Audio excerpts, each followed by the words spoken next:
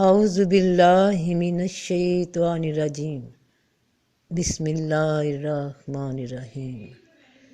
السلام علیکم ورحمۃ اللہ وبرکاتہ۔ اللہ وہ ہے جس نے ہر شے کو پیدا کیا۔ ہر شے سے مراد کہ جتنی بھی بھلائی دنیا میں ہے وہ بھی اس نے ہی پیدا کی، جتنی بھی برائی اس دنیا میں ہے وہ بھی اس نے ہی پیدا کی۔ ہر شے کا جوڑا بنایا، اجالا ہے تو اس کے ساتھ اندھیرا بھی ہے، خوشی ہے تو اس کے ساتھ غم بھی ہے، یعنی شے ایک ہی ہے مگر اس کے استعمال کے دو رخ ہیں، ایک اچھا ایک برا۔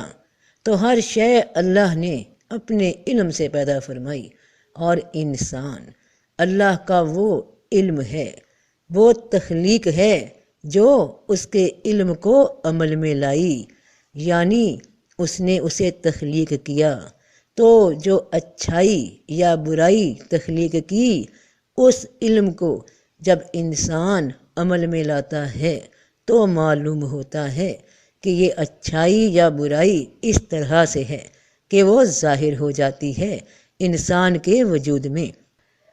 تو اللہ پاک نے آدم علیہ السلام کو تمام علم سکھا دیا، اور پھر بے شک ہم نے اسے راستہ دکھا دیا، یا تو وہ شکر گزار ہے اور یا ناشکرا۔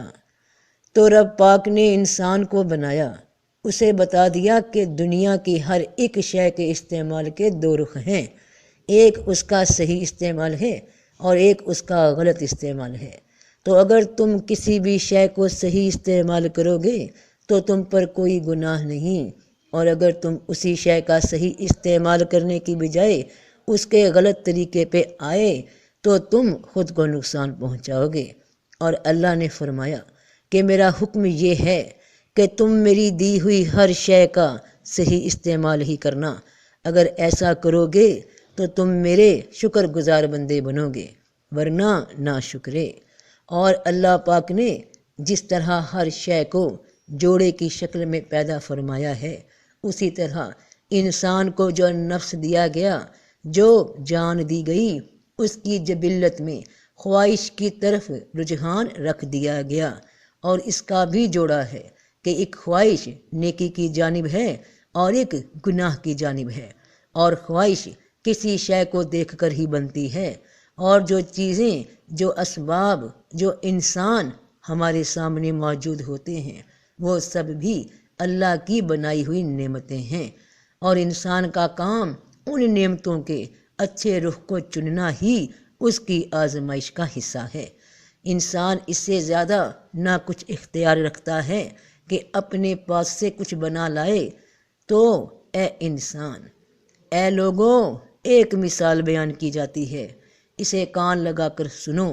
جنہیں تم اللہ کے سوا پکارتے ہو وہ ایک مکھی بھی نہیں بنا سکتے، اگرچہ وہ سب اس کے لیے جمع ہو جائیں، اور اگر ان سے مکھی کوئی چیز چھین لے تو اسے مکھی سے چھڑا نہیں سکتے۔ عابد اور معبود دونوں ہی عاجز ہیں۔ تو جو کسی غیر اللہ کو پوجنے والے ہیں ان کو معبود بنائے بیٹھے ہیں، تو ایسے معبود کی عبادت کرنے والا عابد بھی اتنا ہی لاچار اور بے بس ہے جتنا اس کا وہ بنایا ہوا معبود، کیونکہ نہ تم ایک مکھی تک بنا سکتے ہو جسے تم بڑا حقیر سا حشرات سمجھتے ہو، اور نہ وہ تمہارے معبود اسے بنا سکتے ہیں۔ تمہارا تو بس اتنا ہی کام ہے کہ جو بنی بنائی چیزیں تمہیں دی گئی ہیں ان کا صحیح استعمال کرنا، اور اس کا طریقہ بھی رب پاک نے قرآن میں تفصیل سے بتا دیا اور نمونہ بھی دکھا دیا رسول پاک صلی اللہ علیہ وآلہ وسلم کی ذات مبارک میں، کہ کوئی اعتراض نہ رہ جائے کہ انسان کے بس کی بات نہیں، اے رب جو تو قرآن میں ہمیں حکم دیتا ہے۔ تو ایک بیٹی نے سوال کیا کہ نفس کو قابو میں کیسے کیا جائے؟ تو نفس کو قابو میں کرنے کا طریقہ، نفس کو مخالف خواہشات سے روکنے کا طریقہ رب نے یہی بتایا کہ تمہیں سمجھا دیا ہے کہ یہ راہ غلط ہے اور یہ راہ صحیح ہے، اور کہہ دیا گیا کہ بے شک ہم نے اسے راہ دکھا دیا، یا تو وہ شکر گزار ہے یا ناشکرا۔ بے شک ہم نے اسے راستہ بتا دیا۔ ہر انسان کو اب اس کی مرضی ہے، وہ کنٹرول کرے خود کے نفس پہ یا نہ کرے۔ اور یہ خوبی بھی رب پاک نے انسان میں رکھی ہے کہ وہ صبر کر سکتا ہے، برداشت کر سکتا ہے، کیونکہ اللہ کسی نفس کو اس کی طاقت سے زیادہ تکلیف نہیں دیتا۔ تو اس کے لیے کہ نفس کو کسی نعمت کے غلط استعمال سے تمہیں خود روکنا ہے۔ جیسے خود ہی برائی کرتے وقت تمہیں کسی کی ضرورت نہیں پڑتی، تم کامیابی کے ساتھ برائی کر جاتے ہو، تو نیکی کمانے کے لیے تمہیں کسی مرشد کی ضرورت کیوں پڑ جاتی ہے؟ کیونکہ جو دل آمادہ نہیں ہو رہا ہوتا، نیت اندر سے بے ایمان ہوتی ہے، تو کوئی ریموٹ کنٹرول کی طرح دماغ کو اس طرف لگا دے تو جان چھوٹ جائے، مگر اس کا فائدہ کیا؟ جب دل نے دل سے نیکی کو قبول نہ کیا تو رب پاک تو خلوص دیتے ہیں، تو خلوص ہی مانگتے ہیں۔ اس کے لیے بیٹا تمہیں کوشش اپنی جان پہ خود کرنا ہوگی۔ یاد رکھنا، راہ حق میں اتفاق نہیں ہوتے، بلکہ پریکٹیکل کام وہ عمل گنے جاتے ہیں۔ ابھی اس مرشد والی بات پہ مجھے ایک واقعہ یاد آیا کہ جو لوگ چاہتے ہیں کہ برائی ہم سے خود بخود دور ہو جائے کیونکہ ہم سے کنٹرول نہیں ہوتا، تو ایک آدمی رسول پاک صلی اللہ علیہ وآلہ وسلم کے پاس حاضر ہوا اور بولا کہ یا رسول اللہ، جسم کی ہوس سے بچنا چاہتا ہوں لیکن مجھ سے کنٹرول نہیں ہوتا، اندر سے دل مائل نہیں ہوتا کہ میں اس سے رک سکوں، لیکن جانتا ہوں کہ برائی ہے، اللہ کی نافرمانی ہے، تو میں کیسے خود کو روکوں؟ بس میں نے سوچا ہے کہ میں اپنے اس اعضاء کو ہی کٹوا دوں تاکہ میں گناہ سے بچ سکوں۔ رسول پاک صلی اللہ علیہ وسلم نے خاموشی اختیار رکھی، تو اس شخص نے پھر اس بات کو 2 بار اور دہرایا، تو رسول پاک صلی اللہ علیہ وسلم نے فرمایا کہ اگر تمہارے دل سے ہی برائی نہیں جاتی، اس کی چاہت نیت میں موجود رہے گی، تو پھر اس اعضاء کو کٹوا بھی دو گے، تب بھی تمہاری آنکھیں، تمہاری سوچ، تمہارا تصور اس کو سوچتا رہے گا، اپنے من میں تو کوئی فائدہ نہیں اگر نیت سے برائی دور نہ ہو سکی، کیونکہ اللہ کے ہاں اعمال کا دار و مدار نیتوں پر ہے۔ دنیا والے ہمارے عمل دیکھ سکتے ہیں مگر نیت نہیں، اور رب نیت دیکھتا ہے، صرف عمل نہیں۔ تو جس طرح بیٹا تم زندگی کو جی رہے ہو، ہر اچھائی برائی کو سمجھتے ہو، تو تمہیں خود ہی اپنی ذات کے لیے محنت کرنا ہوگی۔ کوئی ہاتھ سے روکنے والا نہیں سوائے رب پاک کے۔ اور نفس کے معاملے میں آج تک بات ہوتی رہی انسان کے حوالے سے، آج رب پاک کے حوالے سے بھی اس بات کو جان لو کہ اگر نفس بذات خود کوئی بری شے ہوتی تو رب پاک اپنی ذات کے لیے نفس کا لفظ استعمال نہ فرماتے۔ تو قرآن کی یہ آیات دیکھیے، اور اللہ تمہیں اپنے نفس سے ڈراتا ہے، اور پھر سورۃ آل عمران کی ہی یہ آیت دہرائی گئی، اور اللہ تمہیں اپنے نفس سے ڈراتا ہے۔ اب اس بات کو بڑے دھیان سے غور رکھتے ہوئے سننا کہ جیسا کہ میں نے پہلے ذکر کیا کہ رب پاک نے ہر شے جوڑے میں بنائی، اسی طرح اس کی صفات بھی جوڑے میں ہیں۔ میں اللہ کی صفات کی بات کر رہی ہوں، اللہ کی ذات کی نہیں۔ اللہ پاک کی ذات ہی وہ ایک ذات ہے جو واحد ہے، باقی ہر شے رب نے جوڑے میں بنائی۔ تو رب پاک نے اپنی جو صفات ہمیں بتائیں وہ بھی جوڑے میں ہیں، جن کا ایک رخ دنیا میں ظاہر ہوتا ہے اور دوجا رخ آخرت اور قیامت میں پوری طرح ظاہر ہوگا، جیسے کہ الرحمن الرحیم، کہ اللہ بڑا مہربان ہے، اللہ نہایت رحم فرمانے والا ہے۔ اور دنیا میں ہمیں اس کی مثال نظر آ رہی ہے کہ وہ اپنے ماننے والوں کو بھی ہر نعمت عطا کرتا ہے اور کافروں کو بھی اسی طرح عطا کر رہا ہے، یہاں تک کہ اللہ پاک نے یہ تک فرما دیا کہ اور اگر یہ نہ ہوتا کہ سب لوگ ایک طریقے کے ہو جائیں گے تو جو اللہ کے منکر ہیں ان کے گھروں کی چھت اور ان پر چڑھنے کی سیڑھیاں چاندی کی کر دیتے، اور ان کے گھروں کے دروازے اور تخت بھی چاندی کے کر دیتے جن پر وہ تکیہ لگا کر بیٹھتے ہیں۔ تو ایسا کیوں کرتے اللہ پاک کہ جس مال و دولت کو تم اتنی اہمیت دیتے ہو، یہ سونا چاندی، تو اللہ پاک تو اپنے نام ماننے والے کافروں کے گھروں کو بھی سونے چاندی کا بنا دیتے، ان کو وہ سب مال دے دیتے جو دنیا کے مال کو ہی سب کچھ سمجھتے ہیں، ان کو سب عطا کر دیتے۔ کیوں عطا کر دیتے؟ کیونکہ ان بیچاروں کو جو بھی ملنا ہے وہ اس دنیا تک ہی ملنا ہے، اور اس دنیا کی مدت اصل زندگی کی مدت کے سامنے آٹے میں نمک کے برابر ہے۔ تو یہ بھی اللہ کی رحمانیت کی صفت کا ایک مظہر ہے، مگر ایسا کیوں نہ کیا؟ کیونکہ پھر تم میں سے ہر انسان کافر ہونے کو ہی ترجیح دینے لگتا، جس کے لیے رب پاک نے اس آیت میں فرمایا کہ اور اگر یہ نہ ہوتا کہ سب لوگ ایک طریقے کے ہو جائیں گے، تو کہیں تم صرف دنیا کی ہی رب پاک کی صفات کی ایک رخ پہ انحصار کر کے اس دھوکے میں مت پڑ جانا کہ اللہ صرف مہربان ہے، رحم فرمانے والا ہے، اور ہر جان موت کا مزہ چکھنے والی ہے، اور تمہیں قیامت کے دن پورے پورے بدلے ملیں گے۔ پھر جو کوئی دوزخ سے دور رکھا گیا اور بہشت میں داخل کیا گیا سو وہ پورا کامیاب ہوا، اور دنیا کی زندگی سوائے دھوکے کی پونجی کے کچھ نہیں۔ دھوکے کی پونجی کیوں؟ کیونکہ یہاں جو کچھ بھی موجود ہے، جو کچھ بھی ہو رہا ہے، وہ تمام واقعات، وہ تمام حالات، وہ تمام کھیل صرف تمہاری آزمائش کے لیے وقتی طور پہ تیار کیا گیا ایک سٹیج ہے، ایک میدان ہے۔ تو اور اللہ تمہیں اپنے نفس سے ڈراتا ہے کہ میں القہار بھی ہوں، میں جلد حساب لینے والا بھی ہوں، میں عذاب دینے والا بھی ہوں۔ تو اے لوگو، اپنے رب سے ڈرو اور اس دن سے ڈرو جس میں نہ باپ اپنے بیٹے کے کام آئے گا اور نہ بیٹا اپنے باپ کے کچھ کام آئے گا۔ اللہ کا وعدہ سچا ہے، پھر دنیا کی زندگی تمہیں دھوکے میں نہ ڈال دے اور نہ دغاباز تمہیں اللہ سے دھوکے میں رکھے۔ تو وہ بڑا دھوکے باز شیطان تمہیں کہیں اس بات پہ دھوکہ نہ دے جائے کہ اللہ بڑا مہربان ہے، وہ مجھے بخش دے گا، تو اس گمان میں مت رہنا۔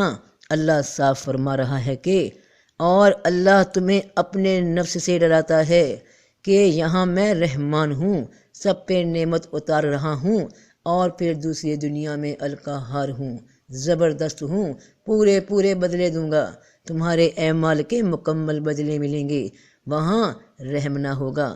ذرا اس آیت پہ پھر غور کرو کہ اللہ تمہیں اپنے نفس سے ڈراتا ہے۔ اب اس کو دنیا کی ایک مثال سے سمجھنا کہ جب ہم میں سے کوئی آدمی، کوئی زوراور انسان اپنے سے کسی کمزور کو سمجھاتا ہے اس کی کسی شرارت پہ کہ دیکھو میں تمہیں سمجھا رہا ہوں کہ باز آ جاؤ، میری نرمی کو مذاق مت سمجھو، میں جتنا نرمی سے پیش آ رہا ہوں، تو کہیں اس غلط فہمی میں میرے ہاتھوں مارے نہ جانا کہ اللہ بس مہربان ہی ہے اور کچھ نہیں۔ اور اس دنیا میں اللہ پاک نے اپنے نفس پہ کنٹرول کیا تم لوگوں کے حق میں کیسے؟ اب ذرا اس آیت کو دیکھنا۔ ان سے پوچھو آسمان اور زمین میں جو کچھ ہے وہ کس کا ہے؟ کہہ دو سب کچھ اللہ ہی کا ہے۔ کہہ دو کہ اس نے اپنے نفس پہ رحم لازم کر لیا ہے، وہ قیامت کے دن تم سب کو ضرور اکٹھا کرے گا، جس میں کچھ شک نہیں۔ جو لوگ اپنی جانوں کو نقصان میں ڈال چکے وہ ایمان نہیں لاتے۔ تو رب پاک نے اس دنیا میں انسان کو ڈھیل دے رکھی ہے کہ یہاں اپنی مرضی کر لو، چن لو جو راستہ چننا ہے، تو چاہے اچھا چنو چاہے برا چنو، یہاں تمہاری وہ پکڑ نہیں، یہاں اللہ مہربان ہے، موقع پہ موقع دیے جا رہا ہے۔ اور اگر اللہ پاک نے اپنے نفس کو کنٹرول کر کے یہ حکم نہ دے رکھا ہوتا کہ کہہ دو کہ اس نے اپنے نفس پہ رحم لازم کر لیا ہے، ورنہ اور کہتے ہیں کہ رحمان نے بیٹا بنا لیا۔ البتہ تحقیق تم سخت بات زبان پر لائے ہو، حد سے بڑھ چکے ہو، کہ اللہ کچھ نہیں کہہ رہا، وہ مہربان ہے۔ جیسے دنیا کی زندگی میں تم کسی رحم دل انسان کو، اس کی رحم دلی کو، اس کی سادگی کو بالکل ایک عام بات سمجھتے ہو کہ بڑا آسان سا کیس ہے، کیسے تو کچھ پتہ نہیں چل رہا، وہ کچھ کہہ ہی نہیں رہا، تو تم اللہ کے خلاف عمل کر کے وہ کام کرتے ہو کہ جس سے ابھی آسمان پھٹ جائیں اور زمین چر جائے اور پہاڑ ٹکڑے ہو کر گر پڑیں۔ تو کیوں نہیں زمین پھٹ رہی، کیوں نہیں آسمان گر رہا؟ کیونکہ تمہارے رب نے اپنے نفس پہ رحمت لازم کر دی ہے، تو اس کی رحمانیت کا روپ دیکھ رہے ہو، تو کہیں اسی غلط فہمی میں مارے نہ جانا۔ کیوں؟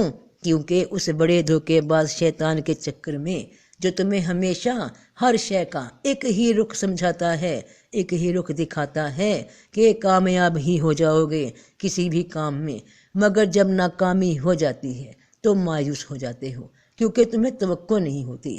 توقع اس لیے نہیں ہوتی کیونکہ تمہاری سوچ نے تمہیں کامیابی کا دوجا رخ ناکامی کی جانب سوچنے پہ مائل ہی نہ کیا تھا۔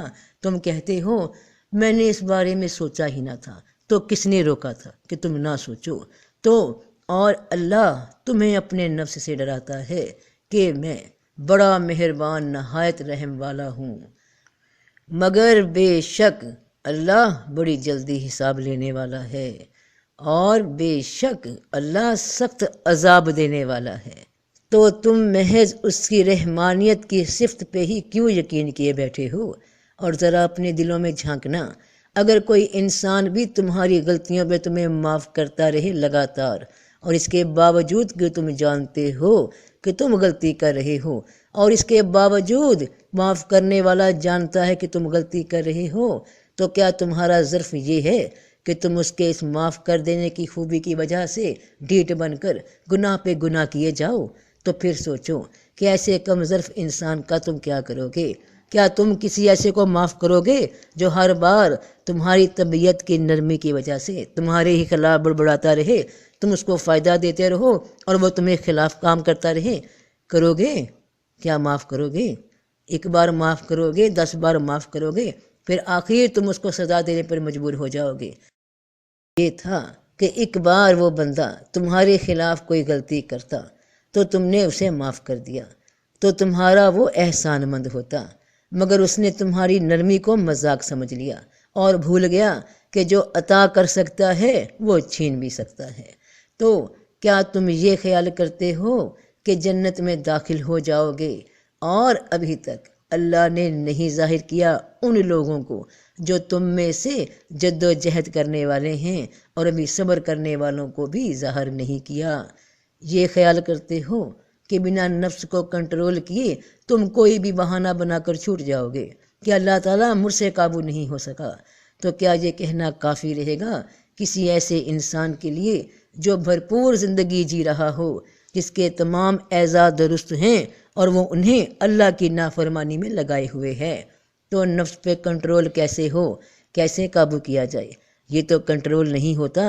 ذرا ایک مثال سمجھنا کہ خواہش انسان کو کسی بھی منفی رخ کی ہو سکتی ہے، جیسے کہ جسم کی خواہش ہے کہ وہ کسی عورت کے ساتھ جسمانی تعلق بنائے یا کسی مرد کے ساتھ جسمانی تعلق بنائے، مگر نکاح کی شرط رکھ دی گئی، پاکیزہ شرط رکھ دی گئی، اور اب اگر خواہش کنٹرول نہیں ہو رہی تو کیا کوئی ایسا مرد موجود ہے جو اپنی ماں، بہن یا بیٹی کو دیکھ کر بھی اس خواہش کو اس نفس کی خواہش کی طرف رجحان کر جائے؟ کیسے کنٹرول کرتا ہے اس وقت؟ کیونکہ یہاں اس کی عقل، اس کا شعور اسے ہدایت دیتا ہے کہ یہ بات غلط ہے، گناہ ہے، حرام ہے۔ تو بھلے جسم ایک جیسے ہیں، ماں، بہن، بیٹی، بیوی اور ہر عورت کا، مگر حدود مقرر ہیں۔ تو جب وہاں عقل استعمال ہوتی ہے تو تم اپنے نفس کو کنٹرول کر جاتے ہو۔ تو زندگی کے باقی امور میں، باقی خواہشات میں بھی نفس کو قابو کرنے کے لیے اپنی عقل سے ہی کام لیا کرو۔ تو جب شعور سے کام لوگے تو نفس قابو ہو جائے گا، اور اگر ابھی قابو نہیں ہو رہا تو جان لو کہ تم شعور سے کام نہیں لے رہے۔ یہ کوشش تمہیں بہن بھائیوں، بیٹے بیٹیوں خود ہی کرنا پڑے گی، کیونکہ تم جواب دہ ہو اپنے رب پاک کے، جو کہتا ہے کہ البتہ تحقیق اس نے انہیں شمار کر رکھا ہے اور ان کی گنتی کر رکھی ہے۔ تمہارے رب نے تم سب کو شمار کر رکھا ہے، تو اور ہر ایک ان میں سے اس کے ہاں اکیلا آئے گا۔ اکیلے جواب دینے کے لیے رب پاک ہم میں سے ایک ایک کو بلائے گا، اور وہاں جا کر میں کہوں کہ یا رب یہ میرے مرشد ساتھ ہی کھڑے ہیں، ذرا ان سے پوچھ لیجئے میرے بارے میں، تو اللہ پاک فرما رہے ہیں وہاں تم نے ہی جواب دینا ہے۔ اگر دنیا جینی جانتے ہو تو آخرت کو بھی سمجھتے ہو، اور صرف دنیا حاصل کرنی ہے تو کوئی ضرورت نہیں نفس کو ان خواہشات سے روکنے کی، کنٹرول کرنے کی جن سے رب نے منع فرمایا کہ کسی ایک شے کا منفی استعمال مت کرنا۔ اور اگر آخرت میں بھی اچھی آسان زندگی گزارنا ہے تو پھر نفس کو کنٹرول تمہیں ہی کرنا پڑے گا، کیونکہ اسی تکلیف کا ہی تمہیں اجر ملنا ہے۔ تو ہر جان موت کا ذائقہ چکھنے والی ہے، ہر جان موت کا مزہ چکھنے والی ہے، اور تمہیں قیامت کے دن پورے پورے بدلے ملیں گے۔ پھر جو کوئی دوزخ سے دور رکھا گیا اور بہشت میں داخل کیا گیا سو وہ پورا کامیاب ہوا، اور دنیا کی زندگی سوائے دھوکے کی پونجی کے اور کچھ نہیں۔